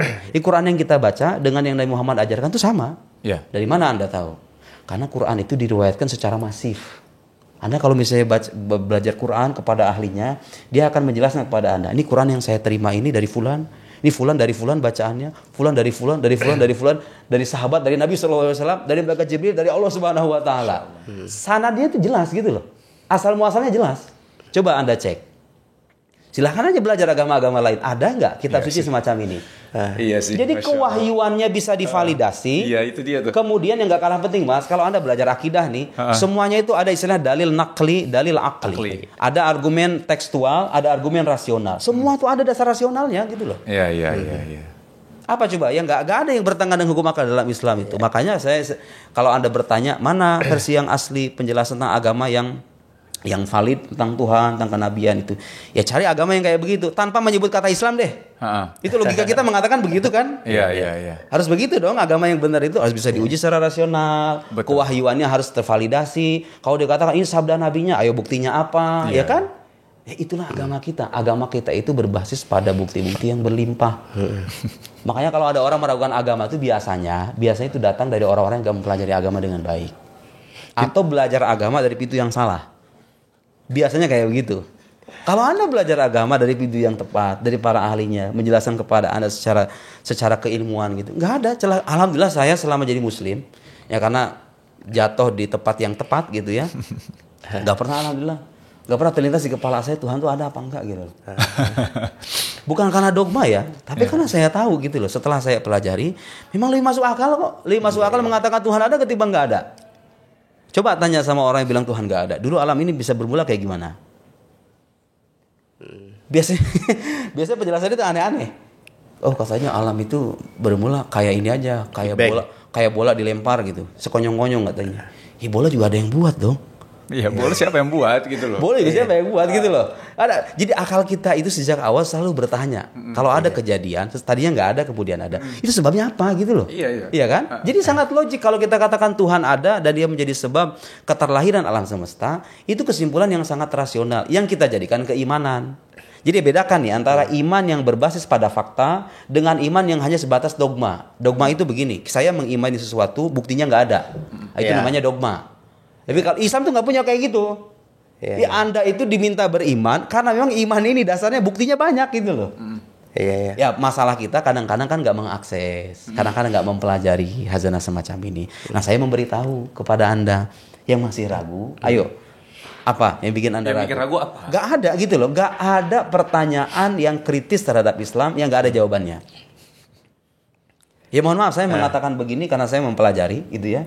Dan saya juga mempelajari apa yang dikatakan oleh orang-orang barat, oleh orang orientalis. Ya begitu-gitu aja dari dulu begitu aja. Hanya mengulang-ulang aja. Saya berikan contoh Mas ya. Sebagai bukti bahwa apa yang dikatakan sama mereka zaman sekarang ini sebetulnya hanya mengulang-ulang perkataan orang dulu aja. Sekarang ini kalau misalnya kita pergi ke beberapa kampus, suka ada tuh orang-orang yang mengatakan, "Ayo kita harus mengkaji Quran secara ilmiah." Secara ilmiah itu artinya dilepaskan dari klaim bahwa dia berasal dari Tuhan. Jadi kita kaji dia sebagai teks sejarah biasa. Ya, paham nggak? Ya, kalau ada kisah-kisah dalam Al-Quran katanya itu bukan kisah historis. Ya, kalau ada di Quran kan ada banyak kisah-kisah tuh. Kisah Ali Imran, kisah Maryam, kisah Ashabul Kahf, ya kan? Kisah Nabi Adam. Kisah para nabi itu. Kata mereka itu bukan sejarah itu katanya. Itu tidak historis katanya. Coba itu bahasa tidak historis. Tidak historis kan artinya tidak sesuai dengan fakta dong, ya enggak? Kalau tidak sesuai dengan fakta apa namanya kalau bukan kebohongan? Bohong kan? Fiksi ya. Iya kan? Fiktif kan? Bohong kan berarti kan? Ya masa Tuhan berbohong? Nah sekarang tahu nggak di Quran itu artinya begini loh. Kalau orang mengatakan kisah Quran tidak historis, artinya itu dongeng dong, ya enggak? Ternyata di zaman dulu, zaman orang-orang dulu, zaman Nabi hidup itu, orang-orang musyrik juga bilangnya begitu. Udah ada Orang-orang musyrik, orang-orang kafir dulu. Asat Quran itu disebut sebagai apa? Asatirul awalin. Dongengnya orang-orang terdahulu. Orang dulu nyebutnya dongeng. Benar. Orang sekarang zamannya tidak historis katanya. Sama aja intinya kan? Iya. Sama-sama dusta kan? Benar. Itu hanya permainan bahasa, istilah, pendekatan, filsafat modern. Kalau Anda keruk sampai sisi terdalamnya, ya sama aja intinya. Mendustakan. Ya saya mempelajari gitu ya dan melihat, kemudian membandingkan jawaban-jawaban di para sarjana muslim. Ya begitulah Islam. Ya kalau saya jujur Ustadz memang pernah mempertanyakan ya Ustadz ya. Ketika belajar ngaji kita mempertanyakan gitu. Kenapa kita harus percaya dengan Al-Quran nih misalkan. Kita sudah terlahir sebagai muslim. Tapi kan kadang kita perlu memperkuat lagi nih. Betul. Kenapa kita mesti percaya dengan Al-Quran. Dan apa benar Al-Quran ini memang sudah jaminan wahyu dari Allah gitu ya gitu. Nah bertemulah dengan satu buku nih Ustadz, mungkin Ustadz juga bisa kasih referensi juga Ustadz, bukunya Mustafa Al-Azami. Iya. Terkenal itu. Iya, The History of Quranic Text gitu kan. Ternyata di situ ada gambar-gambarnya Ustadz dari prasastinya, dari batu pahatan, wahyu-wahyu di situ gitu. Itu kita melihat seperti itu jadi yakin lagi Ustadz gitu. Apa itu salah satu metodenya bisa seperti itu juga Ustadz? Iya, jadi sebetulnya keimanan itu tidak menghalangi kita untuk mengkaji secara ilmiah ya. Jadi maksud saya begini, kalau kita mengimani Quran sebagai kalam ilahi, itu tidak menghentikan kita untuk mengkaji Quran secara lebih jauh. Sejarahnya, manuskrip-manuskripnya, dan lain-lain. Tapi yang perlu kita catat adalah, apa yang kita klaim tentang Quran, bahwa dia adalah kalam Allah, itu juga klaim ilmiah gitu loh. Jadi saya ingin mengoreksi nih, sebagian orang yang suka mengatakan, kita mengkaji Quran secara ilmiah artinya menjadikan Quran sebagai teks sejarah biasa. Disingkirkan untuk klaim Quran kalam Allah gitu. Nah, Anda lupa, Quran kalam Allah itu klaim ilmiah. Jadi ketika Anda ingin mengkaji Quran secara ilmiah, mau nggak mau Anda tidak boleh melepaskan kesimpulan itu. Nah, dia pasti nanya sama saya, ayo apa buktinya kalau Quran kalam Allah itu klaim ilmiah? Ayo kita debat dulu, kita diskusi dulu nih. Benar nggak Quran itu kalam Tuhan? Ya kan? Harusnya kan begitu. Nah, orientalis para sebagian kecil sarjana Muslim yang konon ingin mengkaji Quran secara ilmiah, dengan menafikan sakralitasnya bahwa dia berasal dari Tuhan itu hanya klaim iman saja gitu kan. Mereka kadang melupakan pertanyaan ini. Sebelum Anda mengkaji bicara banyak hal tentang Quran, tanya dulu nih, Qurannya asal muasalnya dari mana gitu loh. Buatan Nabi Muhammad apa bukan? Kan gitu kan? Logiknya begitu. Ayo kita diskusi dulu masalah ini nih. Kalau terbukti Quran buatan Nabi Muhammad, ayo kita perlakukan dia sebagai teks sejarah biasa. Kalau terbukti, ya masalahnya Quran itu nggak diakui sebagai karya Nabi Muhammad loh. Nabi Muhammad tuh nggak mengakui Quran sebagai karyanya. Coba gak ada sama kul ma yakunu li an ubadilahu min tilqa'i nafsi, kata Nabi Muhammad. Aku itu tidak bisa mengganti Al-Qur'an. Aku hanya mengikuti apa yang diwahyukan kepadaku saja. In attabi'u ila ma yuha ilayya. Padahal Mas, gini, Quran itu adalah kitab yang membuat decak kagum banyak manusia sepanjang sejarah, termasuk orang-orang Arab dulu. Artinya Quran ini kitab yang luar biasa gitu loh. Seandainya Quran buatan Nabi Muhammad, mestinya kan dinisbatkan ke dirinya, ya enggak? Betul. Coba sekarang, Mas Wisnu kalau misalnya bikin bukunya bestseller, laku gitu ya, internasional lagi. biasanya kita punya kecenderungan pengen mengakui kan itu karya saya loh. Betul. Ada nggak kepentingan Mas Wisnu menisbatkan buku itu kepada Mas Indra biasanya? Gak ada kan? Buat apa? Iya, buat apa Buat memang? apa? Rugi saya. Justru kita tuh pengen diakui biasanya kan? Iya. Ini menariknya Quran ini kitab yang luar biasa, tapi Nabi Muhammad yang menyampaikan Quran ini gak mengakui itu sebagai karyanya. Masya Allah. Tidak pernah mengklaim. Tidak pernah mengklaim sebagai karyanya gitu loh. Dengan adanya fakta itu, maka kita bisa yakin sepenuhnya tuh bahwa Quran bukan buatan Nabi Muhammad. Nah, Ya. buatan siapa kalau begitu? Terus dicari-cari pada akhirnya ada akan saya pada kesimpulan ini firman Tuhan. Iya. Jadi saya ingin mengatakan Quran adalah firman Tuhan itu klaim ilmiah, sehingga ketika Anda mengkaji Quran secara ilmiah, mau nggak mau jangan dilepaskan kesimpulan ini, karena keniscayaan dari metode ilmiah adalah tidak menafikan kesimpulan ilmiah yang lain. Ya dong, harus terima dulu Iya, dong. Ini iya, dong. iya. Kalau Anda nggak terima, kita debat dulu. Oh ya. Ya dong. Nah, kalau Quran terbukti sebagai kalam ilahi, maka dengan sendirinya semua kisah yang termaktub di dalamnya itu berarti kisah yang benar. Kan Tuhan nggak mungkin bohong. Masa Anda mengatakan ini firman Tuhan, tapi kemudian Anda meragukan isinya? Iya. Gimana ceritanya? Masa Tuhan berbohong? Masa Tuhan berdongeng, ya kan? Apa yang dikatakan Tuhan bahwa ada sorga, ada neraka? Anda kan nggak pernah ketemu sama manusia-manusia agung namanya Hud, Soleh, Ad, Thamud, Ibrahim, nggak pernah ketemu kan? Kenapa kita itu percaya? Karena itu disampaikan dengan sumber yang terpercaya, bisa divalidasi. Ini dari Tuhan, terbukti gitu loh Mas. Bukan hanya diakui dari Tuhan, tapi terbukti dari Tuhan. Ya. Kalau sudah terbukti dari Tuhan, Anda nggak perlu nyari bukti-bukti arkeologis lagi. Oh, hanya karena tidak ada bukti arkeologisnya, kemudian kita ragu. Ya, logika macam apa itu? Seolah-olah sejarah itu hanya dibangun di atas materi gitu. Enggak dong. Bukti sejarah nggak salah. Itu salah satu bukti sejarah. Salah satu. Iya. Memperkuat saja. Iya, memperkuat saja. Nggak jadi masalah. Anda sebagai Muslim, sebagai ilmuwan, Anda boleh mengeksplor. Ashabul Kahfi itu di mana sih sebetulnya? Iya. Boleh gitu loh. Atau keretanya Fir'aun yang ketemu. Iya, Iya kan? nggak jadi masalah. Iya, Tidak- itu memperkuat aja. Perahu Nabi Nuh ya. Iman tuh tidak menghalangi kita untuk mengkaji, ya kan? Buktinya apa? Justru sekarang karya-karya kesarjanaan Islam itu lebih banyak berkembang di Timur Tengah. Jadi kalau Anda menanya kitab tafsir Quran itu rata-rata buat orang Timur Tengah, buat orang Arab loh. Ya kan? Kalau Anda ke hadis, hazanah keislaman itu rata-rata dimunculkan oleh orang-orang yang beriman kepada keilahian Al-Quran, beriman kepada kenabian Nabi Muhammad. Artinya keimanan itu sama sekali nggak menghalangi kita untuk mengkaji secara lebih mendalam. Tapi kalau Anda meragukan, itu otak Anda bermasalah. Iya. Kok Anda meragukan sesuatu yang sudah terbukti benar itu gimana gitu loh. Kecuali apa yang kita katakan tentang Islam, Nabi Muhammad adalah Nabi, Quran adalah kitab suci, kalam Allah, Allah ada. Itu hanya klaim subjektif saja, pengakuan sepihak saja. Boleh Anda meragukan. Tapi kalau sudah terbukti, Allah itu ada, ini bukti-buktinya. Muhammad adalah Nabi, ini bukti-buktinya. Quran kalam ini bukti-buktinya. Semua kajian Anda itu mau tidak boleh melepaskan kesimpulan-kesimpulan ini. Iya kan? Iya. Kan begitu kan Konsekuensinya logiknya? ke situ, ya. Iya kan? Nah, itulah yang membedakan kita dengan para pengkaji dari barat. Iya. Oke. Ustaz, ini juga nih Ustaz, ada pertanyaan kayak gini aja. Iya. Terkait kan kita bisa bilang kita nggak sih ya? Iya. Iya, ya boleh dong ya. Kita mengklaim agama kita itu kan sempurna Ustaz. Iya, ya. Nah, cuma pertanyaan orang, Ada buktinya nggak? lo kok mengklaim agama lo Iya. sempurna? Bedanya Buktinya apa? Terus yang membedakan atau keunikannya dengan agama lain itu apa? Iya, ini pertanyaan penting dan harus dijawab se-clear mungkin ya. Pertama, kalau kita beragama itu sudah pasti ada kitab suci kan. Nah, yang menarik dari Islam Mas, kitab sucinya itu bisa diverifikasi asal muasalnya. Jadi ada sanadnya gitu loh. Jadi Mas Wisnu kalau sekarang baca Quran nih, Bismillahirrahmanirrahim sampai An-Nas, sampai Qul a'udzu birabbin nas itu bisa dibuktikan asal muasal dari Nabi Muhammad. Oke. Kalau kita nanya sama ulama yang ahli, nih saya bisa kasih tahu bacaan ini saya terima dari guru saya namanya Fulan. Itu ada nama-namanya. Dari Fulan, ini Fulan dari Fulan, ini Fulan dari. Emang syarat ini penting? Ya sangat penting. Ya. Supaya kita tahu ini kitab suci kita itu hasil karangan orang-orang atau ini wahyu dari Tuhan gitu loh. Ternyata setelah diteliti terbukti nih Quran ini asal muasalnya dari Nabi Muhammad melalui jalur periwayatan yang jelas ini. Dan mohon maaf dengan seluruh penghormatan kita kepada umat agama lain, memang faktanya nggak ada kitab suci yang kayak begini selain Quran. Nah, itu saya baru mau nanya begitu. Asal muasalnya itu jelas gitu loh. Jadi makanya saya sering bilang, kalau kita pengen tahu Quran itu otentik apa enggak, sandaran kita itu bukan manuskrip, bukan data-data tertulis, itu hanya data pendukung aja. Tapi periwayatan lisan, tanya sama ahli qiraat.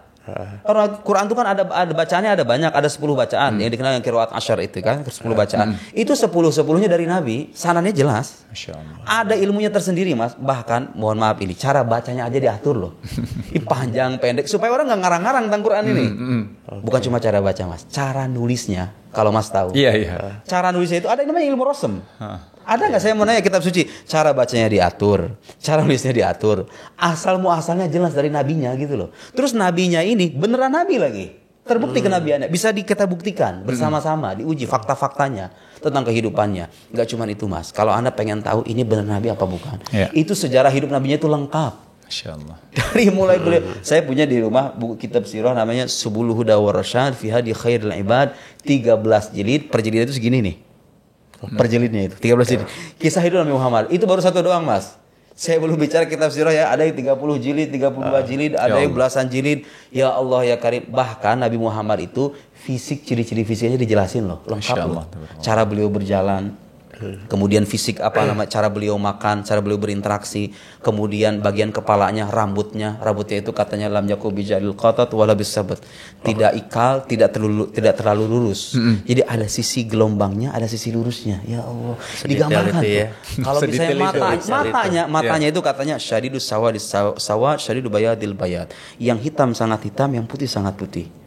Kalau kulitnya itu katanya bayad masyubi humro, putih kemerah-merahan. Bagian uban, hatta ubannya nih itu ubannya dihitung, ada keterangan. Uban dihitung. Sedetail itu. Jadi ini coba Anda bayangkan, ini sejarah hidup tokoh agamanya lengkap. Kitab sucinya jelas asal usulnya. Terus kalau misalnya kita bilang ini ada sabda Nabi Muhammad, itu sudah diverifikasi. Ada ilmunya tersendiri, ada sanadnya.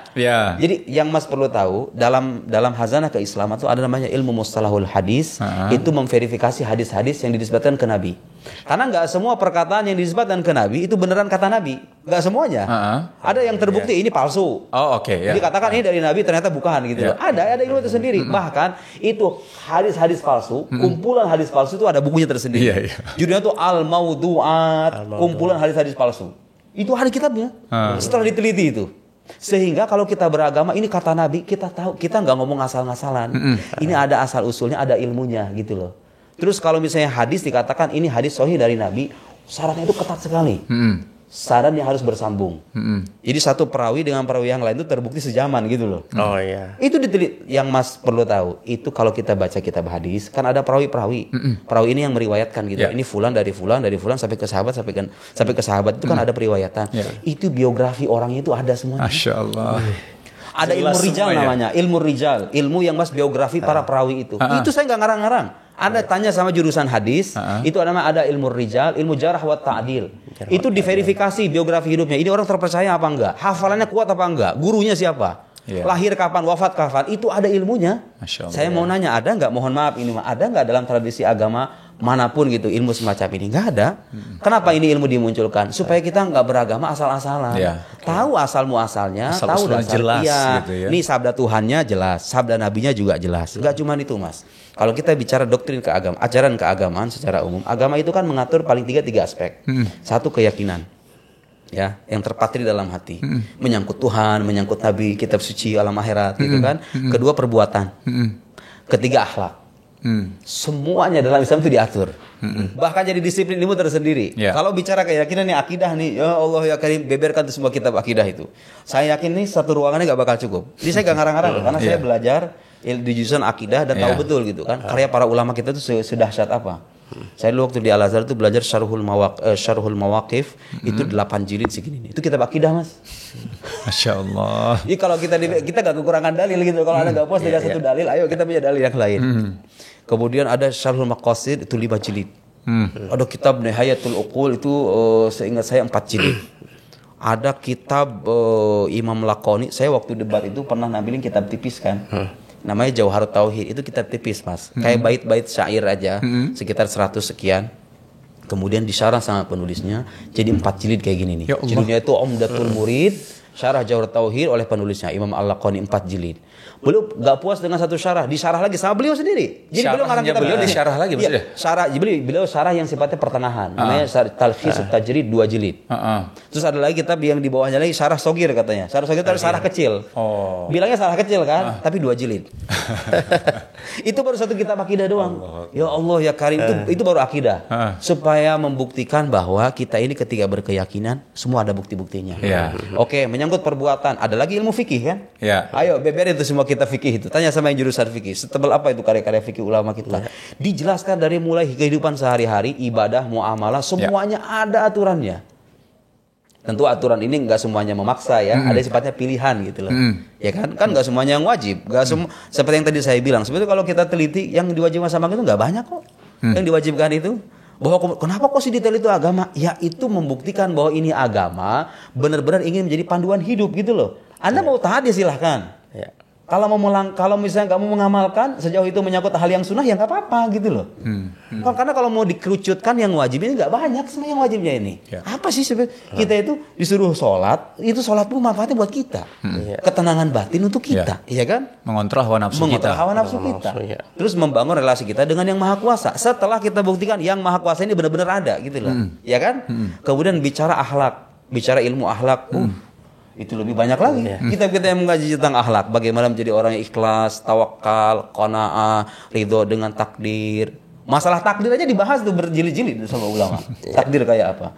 Jadi yang membedakan Islam, nah itu dengan fakta-fakta itu, maka kita sebagai muslim sejujurnya nggak ada alasan untuk ragu sih sebetulnya. Apa yang perlu Anda ragukan coba? Ini agama, kitab sucinya jelas asal usulnya. Sabda nabinya bisa diverifikasi, kisah kehidupan nabinya lengkap, ya kan? Bukti kenabiannya banyak. Kemudian panduannya juga lengkap. Mau apa lagi? Tugas Anda adalah belajar. Ya, kalau ingin tahu belajar dan mengamalkan ya Ustaz ya. Iya. Tapi Ustaz sekarang tantangannya berat sih Ustaz. Mungkin ya Ustaz juga pasti tahu ya ilmu-ilmu alat yang seperti Ustaz sebutkan tadi, ilmu isnad, terus kemudian periwayatan itu juga kan sekarang orientalis itu banyak meragukan Ustaz, kayak Joseph Saad dengan teori projecting back-nya. Mereka intinya meragukan bahwa periwayatan itu tuh ya omong kosong belaka gitu loh. Bagaimana memverifikasi satu ngomong ini, terus yang satu ngomong lagi ke sana, benar nggak gitu? Itu kalau benar itu omong kosong. Sekarang saya pengen tahu, itu ngapain tuh orang Muslim itu sampai memverifikasi para perawi hadis itu?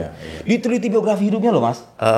Jadi itu Anda menjumpai kita berjilid-jilid di, ngapain kita capek-capek? Kalau itu ngarang-ngarang nih, ngapain capek-capek? Neliti kehidupan orang, membuktikan ini terpercaya, ini enggak, ini hafalannya kuat, ini lemah. Ini orang pernah berbohong. Tahu nggak dalam ilmu hadis itu ada ketentuan. Kalau perawi itu terbukti sekali saja berbohong, nggak diterima. Tolak semuanya.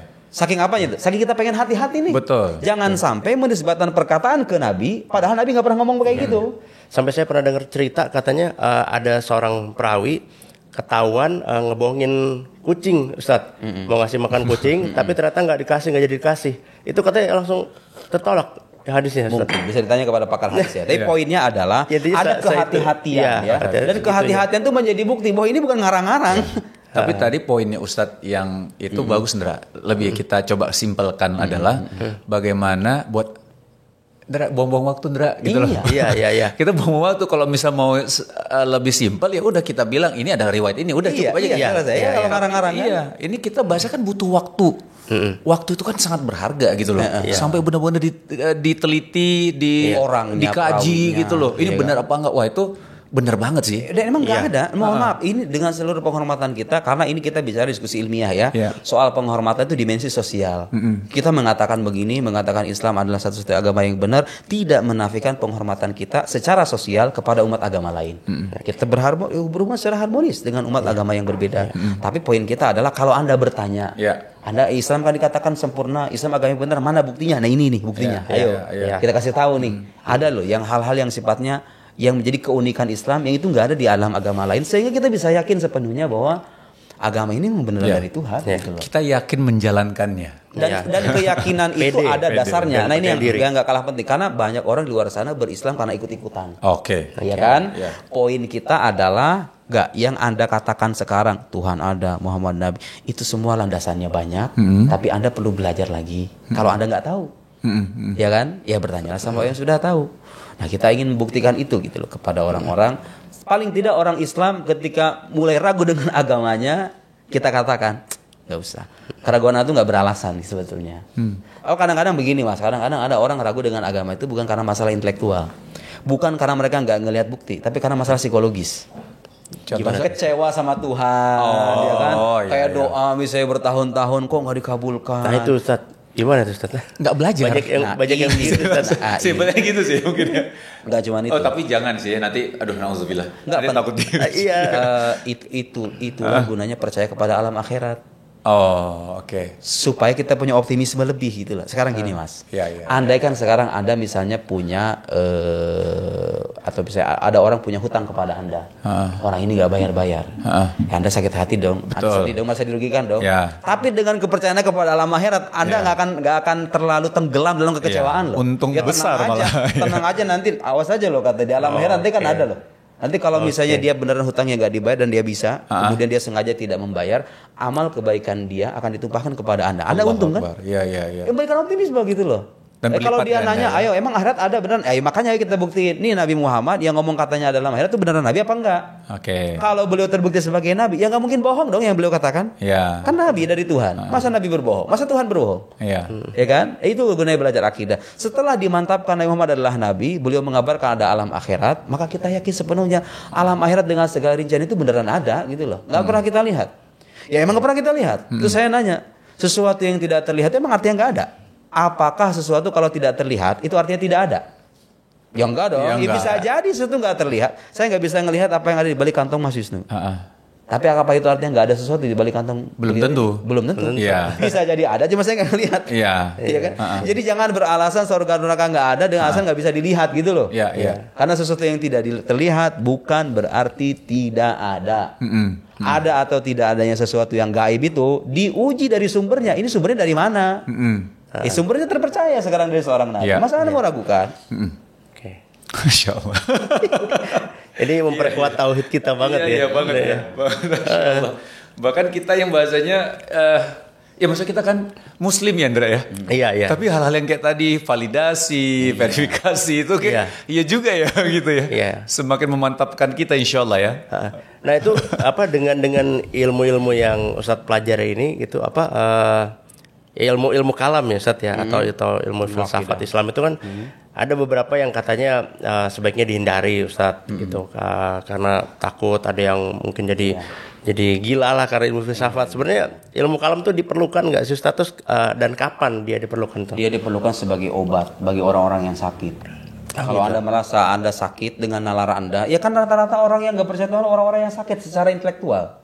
Masa dibilang katanya alam ada sekonyong-konyong. Kita aja menyaksikan kehidupan, nggak ada tuh ada sesuatu yang terjadi sekonyong-konyong. Ada sebabnya semuanya kan? Semuanya ya. Itu rata orang sakit kan secara intelektual. Saya nggak bilang sakit secara fisik. Iya. Ya. Ya, orang-orang yang bermasalah nalarnya itu kan, dibutuhkan ilmu semacam ini membuktikan. Karena begini mas, kalau kita bicara sama orang ateis, bicara dengan umat agama lain, mereka nggak percaya kitab suci kita kan. Kalau mereka nanya Tuhan benar ada apa enggak sih? Satu-satunya cara memuaskan dia itu ya dengan ini gitu loh.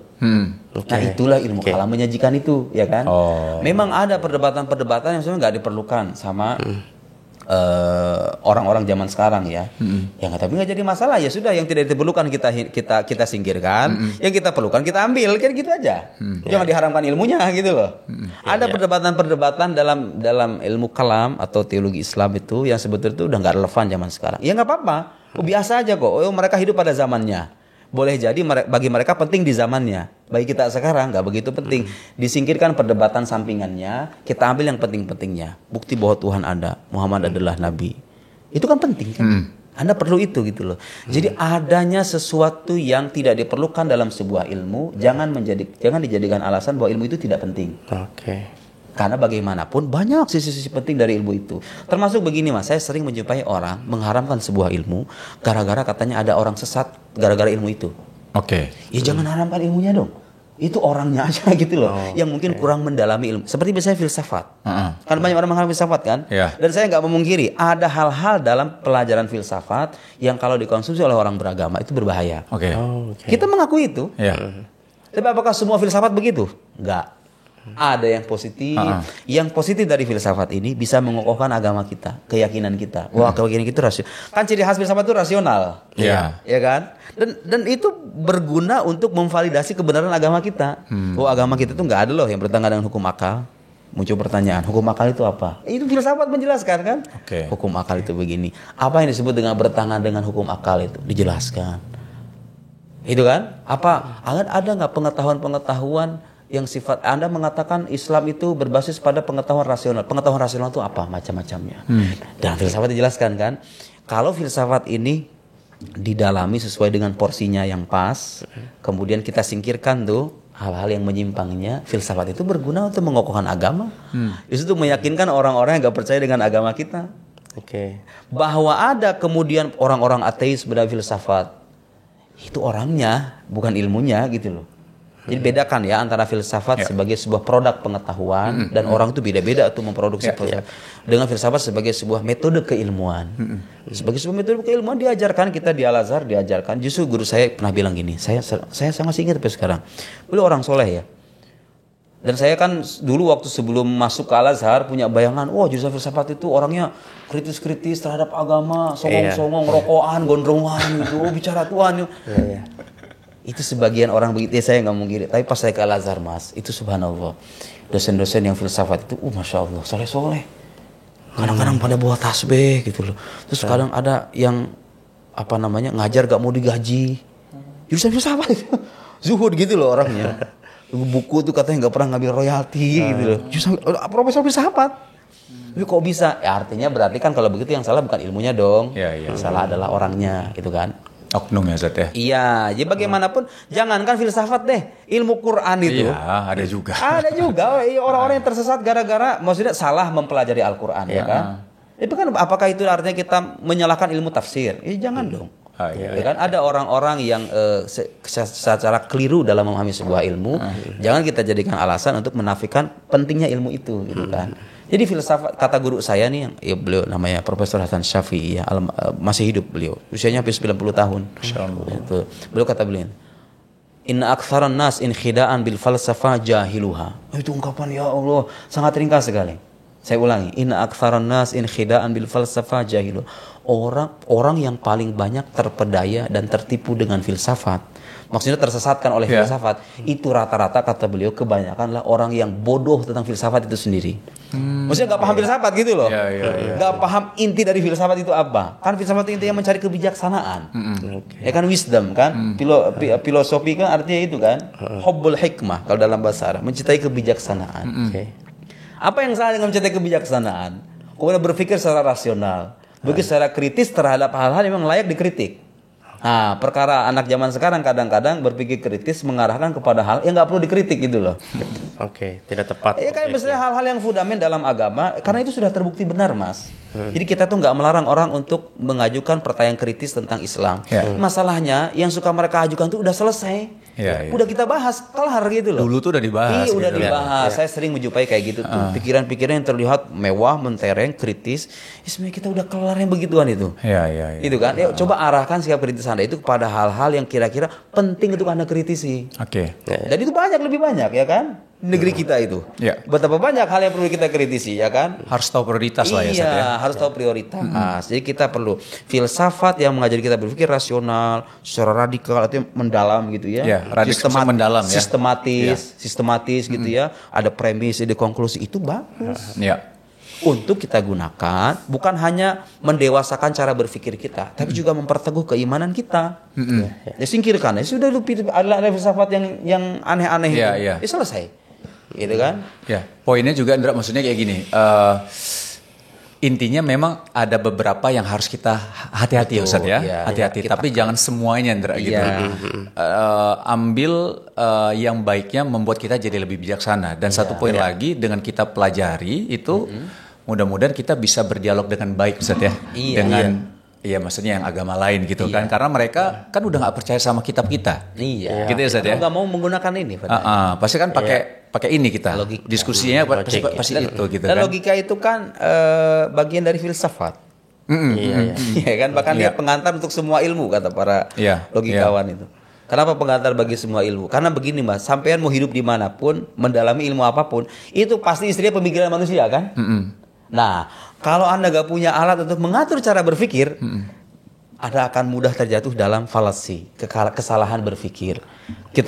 Kita jumpai itu orang-orang yang gelarnya mentereng, pendidikan akademiknya tinggi, tapi dia mudah terjatuh ke dalam falasi, kecacatan berpikir karena dia nggak punya alat untuk mengatur cara dia berpikir.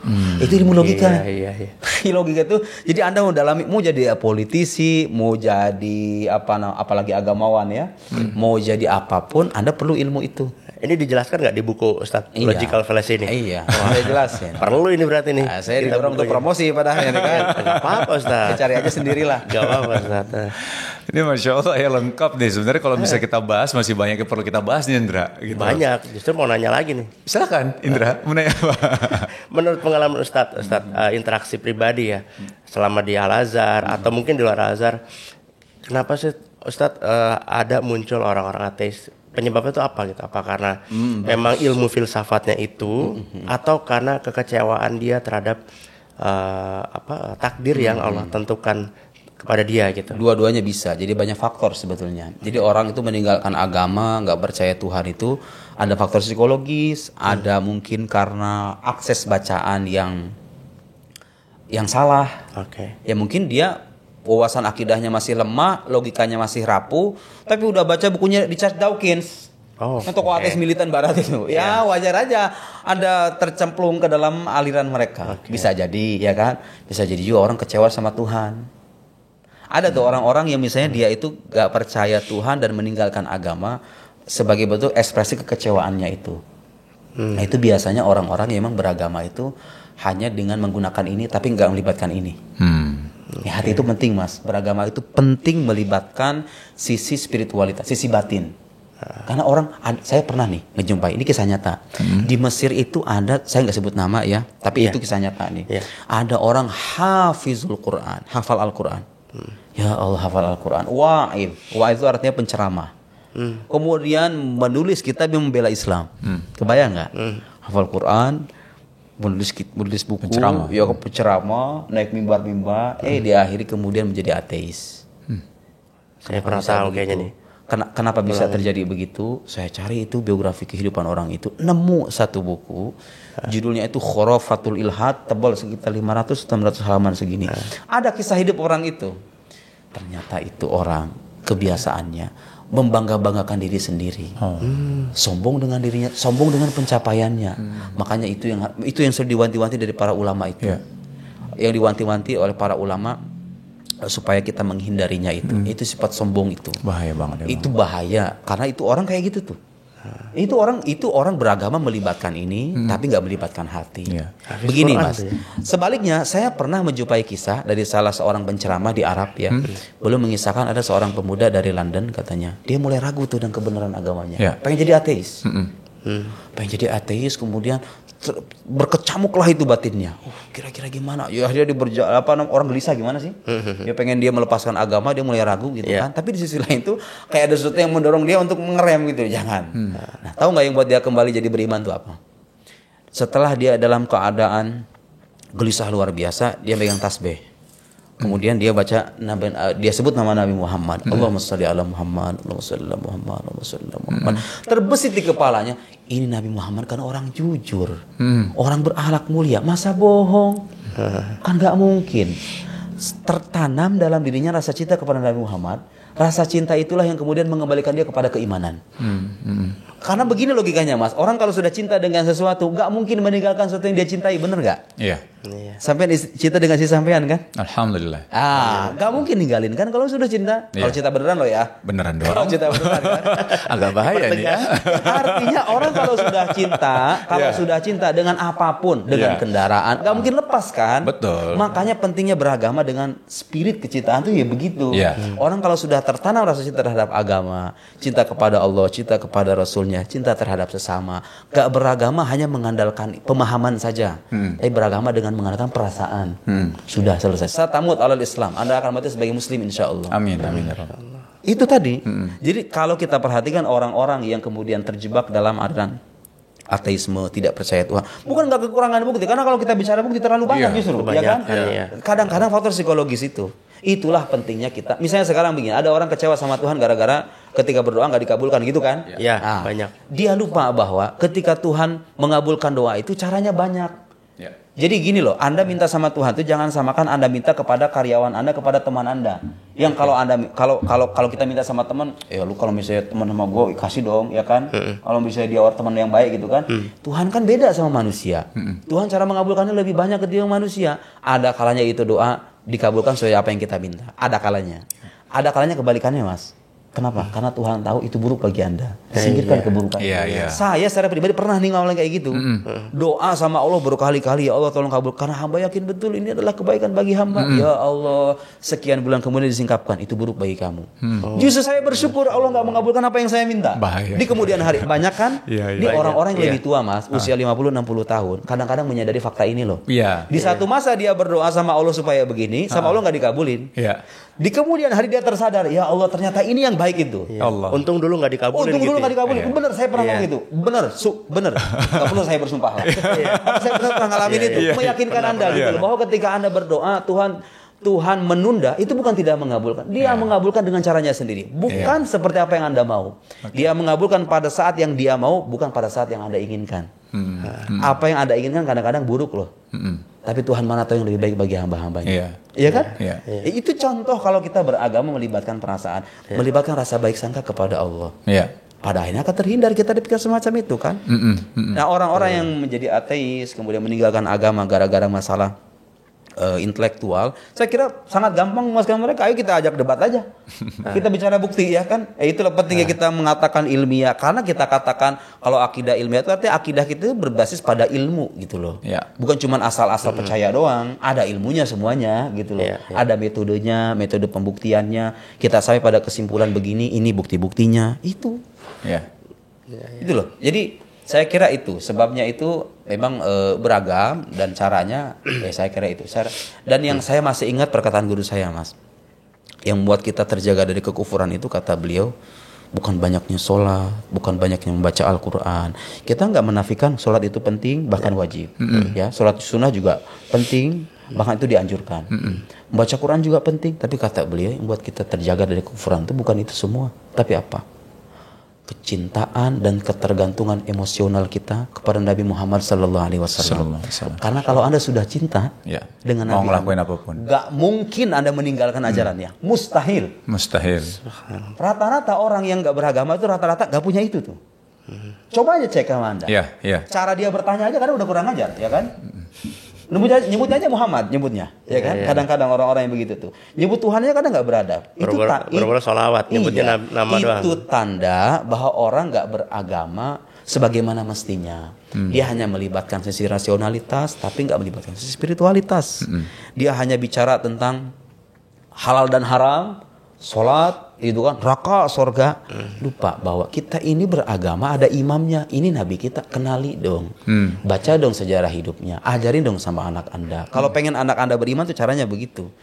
Kalau pengen anak Anda wafat sebagai orang beriman, ajarkan dia sejarah kehidupan nabinya. Tanamkan rasa cinta kepada nabinya. Iya, itu kepada anak kita, kepada diri kita sendiri. Kalau itu sudah tertanam, insya Allah Anda akan mati sebagai muslim.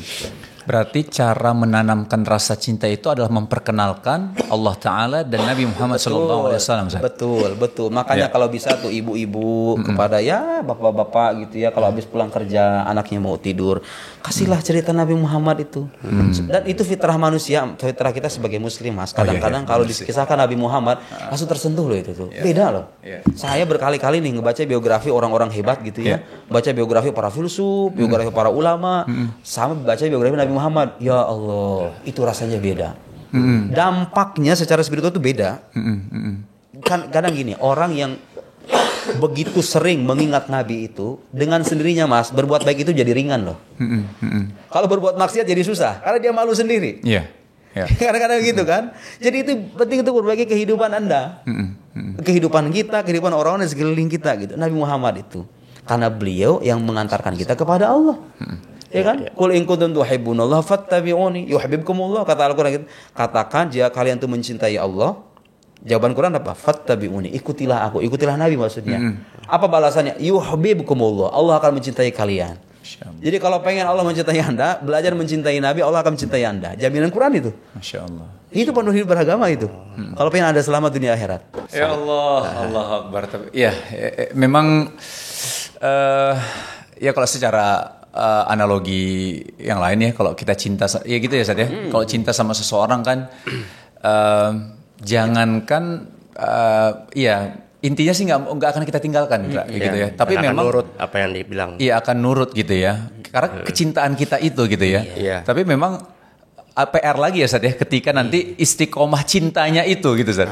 Ya wajar lah, fluktuatif lah. Fluktuatif ya Sad ya. Perasaan manusia itu kan kita punya hawa nafsu. Kadang-kadang sisi dorongan nafsu itu kadang-kadang dominan, kadang-kadang lemah, Iya. ya kan? Itulah pentingnya beragama. Agama itu mengajari kita hidup secara berimbang. Jadi nafsu itu bukan dibunuh, Mas. Nafsu itu dikendalikan. Dikendalikan, iya. Ya dikendalikan. Ada saat kita itu kebablasan, tapi ingat Allah senantiasa membuka pintu pertaubatan. Itulah enak orang beragama. Jadi ketika Anda berbuat salah, bertobat, beristighfar. Bahkan ada keterangan begini. Nih, ini mungkin sebagian orang Muslim sendiri nggak tahu. Tahu nggak Anda ketika berbuat maksiat di sebuah tempat, kan ada malaikat pencatat kebaikan, pencatat keburukan, ya kan? Iya. Kalau Mas berbuat baik, kayak sekarang yang berbuat baik, Anda baca Quran, Anda sholat, malaikat pencatat kebaikan akan mencatat amalan Anda. Langsung. Tanpa diprotes sama malaikat yang satu, yang pencatat keburukan. Tapi kebalikan nih Mas. Kalau sampean berbuat buruk, itu malaikat pencatat kebaikan bilang dulu, nanti dulu, jangan-jangan dia beristighfar. Ketika dia beristighfar, gak dicatat itu keburukannya.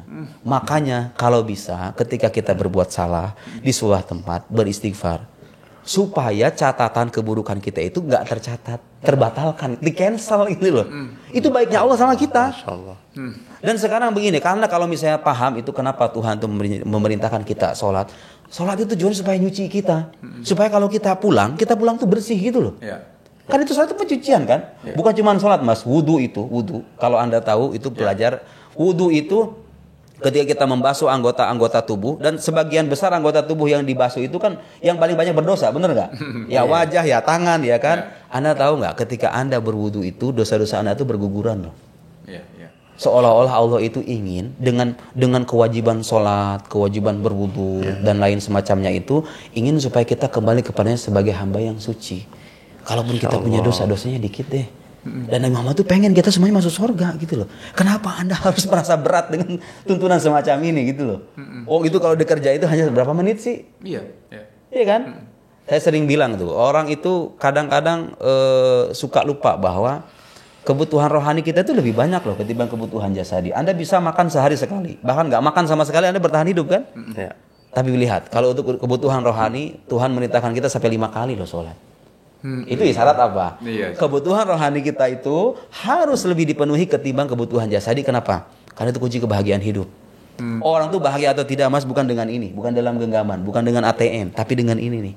Kepuasan batin, ketenangan batin, ya kan? Iya. Ya syukur-syukur ATM-nya banyak, ini juga tenang gitu kan? Masya Allah. Itu lebih tenang ya itu. Iya, tapi kalau kan hidup nggak selamanya seperti apa yang kita mau, iya nggak? Iya. Ada kalanya ATM terbatas. Baru mau terharu. Kalau kita punya ini, kita punya sesuatu yang lebih berharga ketimbang ATM, kan gitu kira-kira. Dan sebaliknya ada orang punya ATM tapi ini yang nggak ada, ya kan rugi juga. Oh, was-was Ada terus yang tuh. begitu. Itu gunanya beragama. Gunanya beragama ya Allah. Iya. Ini kalau tadi Anda mau nanya sesuatu tiba-tiba lupa tentang hawa nafsu itu tuh. Iya. Allahu Akbar, lupa apa tentang apa. Tentang jangan tidak dibunuh. Bukan. Tadi kan yang dikontrol itu hawa nafsu ya. Astagfirullah. Nanti kalau Anda ingat Ustaz. Indra ada lagi Indra?